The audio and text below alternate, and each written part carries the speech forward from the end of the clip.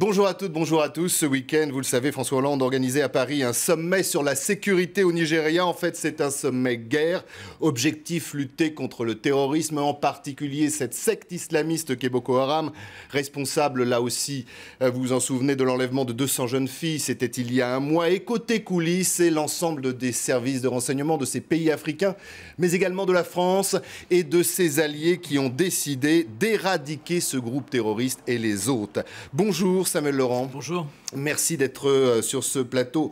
Auteur, vous le voyez, d'Al-Qaïda en France, qui vient de paraître aux éditions du Seuil. Je vous rappelle qu'il y a un an, vous avez publié un livre qui avait été remarqué, notamment par les acteurs de cette traque antiterroriste, qui était Sahel-Istan. Dans votre livre, vous le dites très clairement, Al-Qaïda est aujourd'hui installé en France.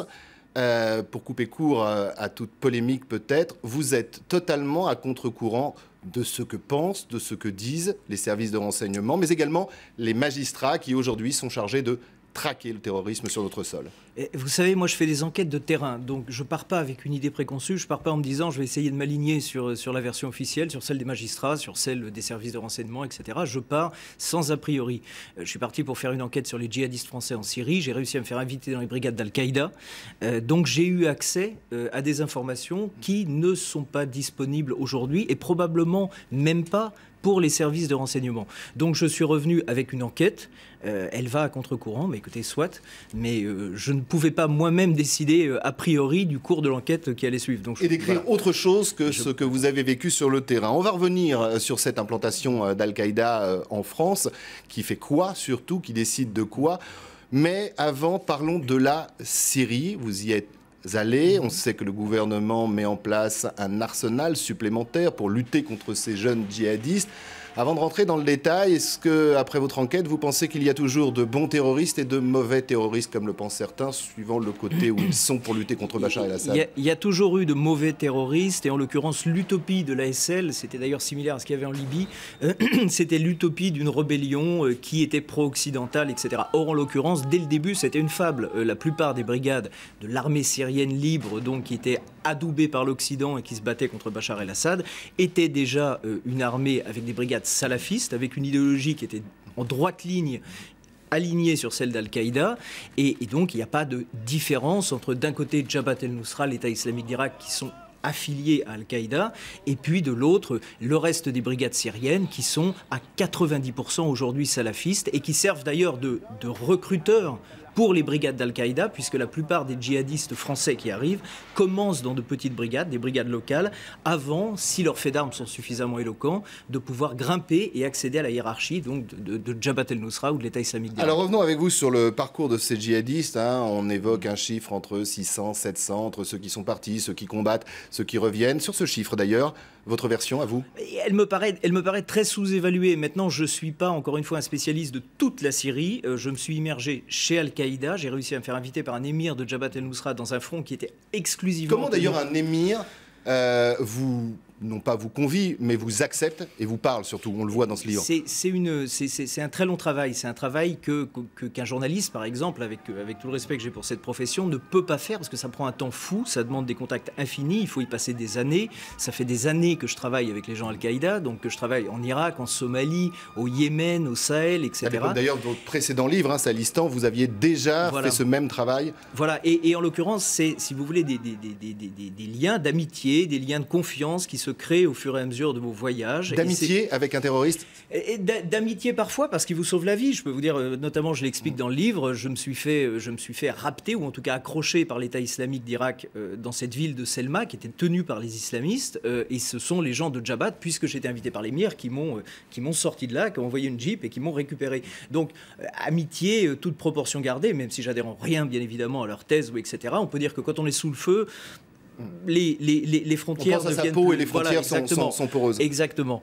C'est des gens qui me protègent parfois, c'est des gens qui m'accompagnent, qui me disent où aller, où ne pas aller, etc. Donc je peux dire qu'en tout cas, c'est des relations de confiance. Et c'est ces relations qui vous permettent ensuite de vous faire inviter, parce qu'ils vous contrôlent, ils vont appeler d'autres pays, d'autres émirs, d'autres cellules, etc. Et s'ils savent que vous n'avez jamais porté préjudice à leur intérêt, que vous êtes comporté de façon neutre, Neutre, c'est de dire ce qui se passe, Exactement. de raconter ce qui se passe. Exactement. Neutre, c'est simplement de rapporter des faits. Et c'est vrai qu'aujourd'hui, on a tendance avec Al-Qaïda à manquer de faits, mais c'est pas notre faute, parce que c'est vrai que c'est très difficile d'accéder à leur zone, c'est très difficile de comprendre ce qui s'y passe réellement. Alors, on a tendance à se contenter de ce qu'on rapporte en Turquie, de ce que rapportent des anciens djihadistes français notamment, qui expliquent immanquablement qu'ils ont été combattus chez Al-Qaïda, etc., alors que souvent, c'est entièrement faux. Justement, on se replonge au cœur de la Syrie, vous les avez vus, rencontrés, vous les avez vus combattre. Comment ça se passe? Comme dans ces récits un peu romancés qu'ils nous livrent à leur retour? Tout le monde refait sa guerre, hein, que ce soit en Syrie ou ailleurs. Après, c'est clair qu'il y a une part de roman. Ceci étant dit, il faut savoir que c'est souvent beaucoup moins glorieux qu'il annonce. C'est un milieu extrêmement dur. Même les jeunes qui viennent de cités, qui viennent d'endroits extrêmement difficiles, ça reste du coton, hein, comparé à la Syrie. Donc quand ils arrivent là-bas, ils mangent pas, ils dorment pas, ils sont sous les bombes. Il faut savoir que c'est une guerre atroce, mais c'est véritablement une guerre monstrueuse. Il y a une pluie d'obus qui vous tombe dessus en permanence.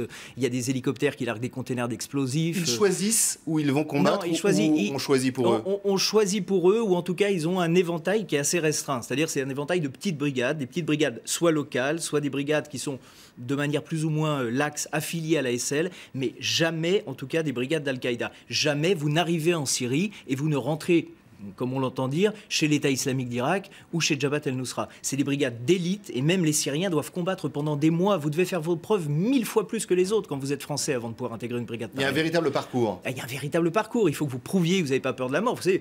Et puis là, on ne ment pas parce qu'on est face aux bombes. Il faut plonger sur les tanks. Il faut être le premier à sortir des tranchées. Donc je dirais la motivation des jeunes qui arrivent, elle est très vite mise à l'épreuve.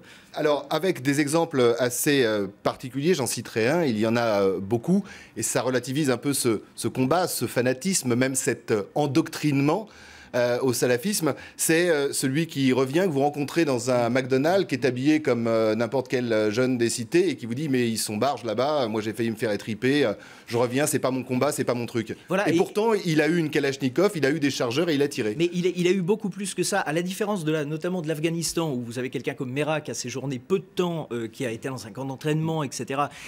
Quand on passe 1 mois ou 2 mois ou 3 mois en Syrie, pour le coup, on a une réelle expérience du feu, on a une réelle expérience du meurtre, on a une réelle expérience du sabotage. Ces gens qui rentrent, celui-ci par exemple que je citais, tout aussi insignifiant qu'il soit, et en effet complètement à la dérive, il n'en reste pas moins le prototype du loup solitaire, mais vraiment puissance 1000. Alors ça c'est intéressant puisqu'on revient à la genèse de votre livre, Al-Qaïda en France. Est-ce que ce genre de personnage fait partie justement de cette nébuleuse, de cette toile qui est tissée et beaucoup plus importante qu'on voudrait bien nous le dire aujourd'hui? Absolument pas, absolument pas. Il y a 2 menaces qui arrivent quand on regarde un petit peu les gens qui ont fait la Syrie. La première, c'est en effet les loups solitaires, parce que tous ceux qui rentrent sont blindés d'ultra-violence. Sont-ils vraiment solitaires?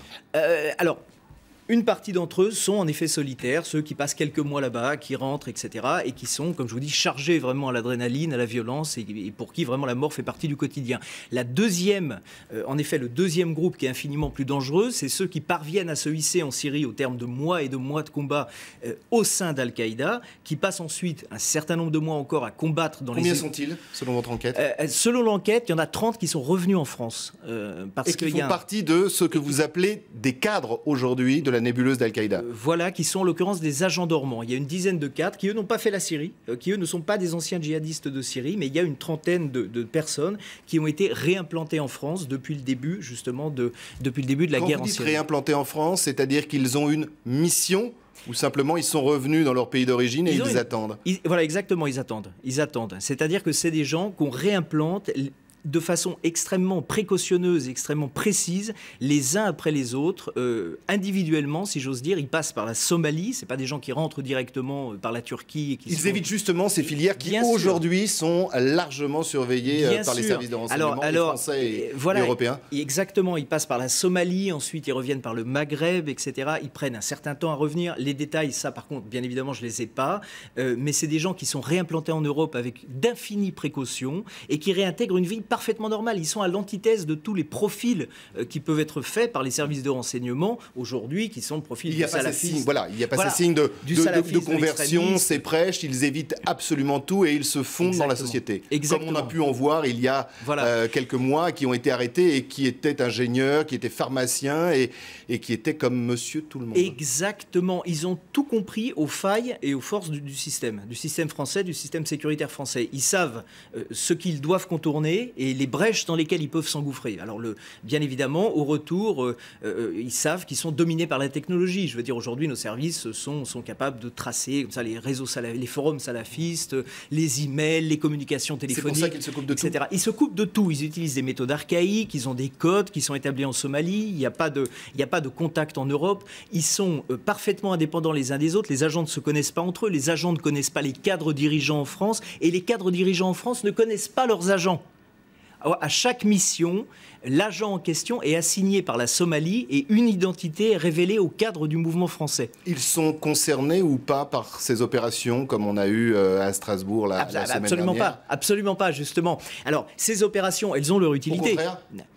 Oui, c'est-à-dire que... Pour eux, c'est peut-être aussi une façon de rester totalement dans l'anonymat. Tant qu'on se trompe de cible, quelque part, c'est toujours une bonne chose pour eux. Simplement, c'est vrai que ces opérations ont tout de même leur utilité, parce que, je le répète, les loups solitaires, enfin les gens qui rentrent, qui n'ont pas de structure, mais qui sont en effet imprégnés de cette violence, imprégnés aussi de cette idéologie, parce que le salafisme, c'est une idéologie de haine envers l'infidèle, envers le non-croyant.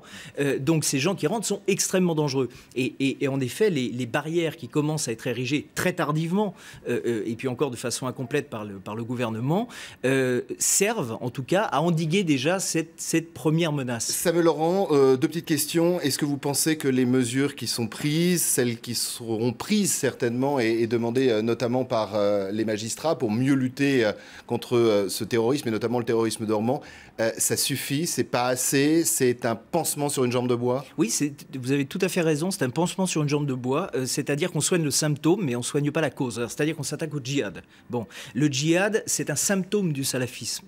Et aujourd'hui, on a quelque part une masse de gens en France en plein essor, parce que leur nombre augmente pas seulement auprès des jeunes issus de l'immigration, que ce soit arabes, africains, etc., mais aussi auprès des Français, j'aime pas ce mot, mais aux Français de souche, c'est-à-dire, et qui se convertissent.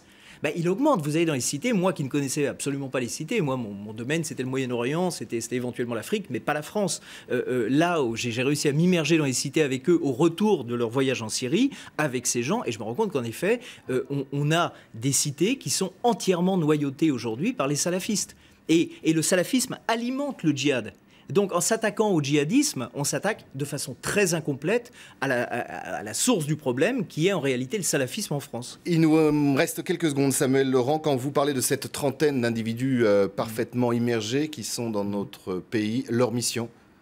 Leur mission, ça va être l'ordre qui leur a été donné. Leur mission, ça va être d'agir dès qu'ils recevront l'ordre justement de frapper. Ça peut être des attentats contre des gares, ça peut être des attentats contre des avions. Ils disposent des armes suffisantes. Ça peut être des attentats à la bombe, ça peut être des frappes ciblées, sur un responsable politique, des personnalités médiatiques, etc. On rappelle que le terrorisme coûte pas cher. Le terrorisme ne coûte pas cher. Du 11 septembre. Et puis c'est une guerre psychologique, même s'il y a des morts, même si en effet ça occasionne des dommages terribles, ça reste un outil formidable de guerre psychologique, parce qu'avec 30 personnes, on peut en effet mettre ce pays à feu et à sang, et on peut en tout cas le déstabiliser très profondément. Merci beaucoup Samuel Laurent pour cette enquête. Je vous conseille ce livre si vous voulez voir Al-Qaïda autrement, la guerre contre le terrorisme autrement, et comprendre différemment de tout ce que l'on peut nous dire ou nous laisser penser. Très vite sur la chaîne.